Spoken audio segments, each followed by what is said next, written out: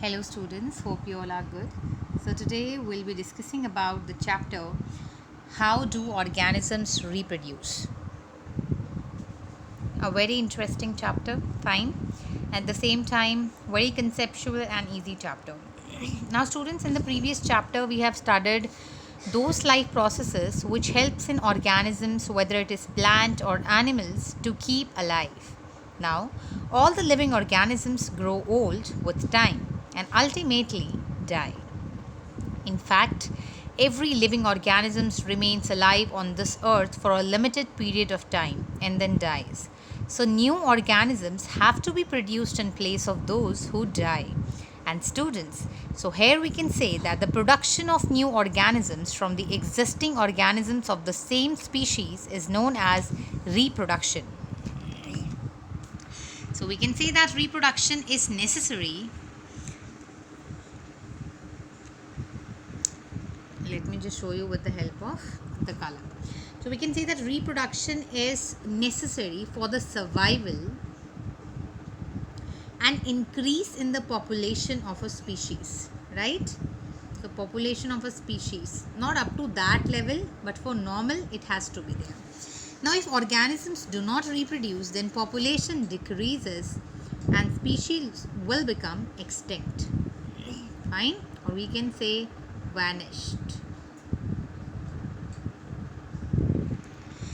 Now students, do organisms create carbon copies of themselves? So here it is. The DNA, that is the deoxyribonucleic acid molecules in the chromosomes in the nucleus. So we know that, suppose this is nucleus, right? And inside this we have the chromosome. Now, which is responsible for the transfer of characters from the parent to the offsprings. During reproduction, the reproductive cells produce two copies of the DNA which separate into two cells. The DNA copies will be similar but not identical to each other. So the new individuals have slight variations from their parent, and that is why students, we all look different from one another. We are not identical, fine, but we are similar. This is the basis for variation and evolution of new species. Here comes the importance of variation. So DNA copying during reproduction. So during reproduction, the DNA is copied. Fine. Is very important for maintaining the body designs of different organisms to survive in the existing environment. So students, in order to survive in our existing environment, fine, there is important for maintaining the body designs of different organisms. But the environment is constantly changing due to changes in temperature, climate, water levels, etc. If organisms cannot adjust themselves to the changes in the environment, then their species will become extinct.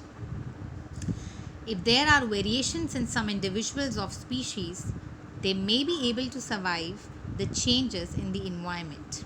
So variations in species is necessary for the survival of different species, right students, and for the evolution of new species. So here are two important things that I would like to highlight. One is for the evolution of new species, right, and one is for the survival of different species.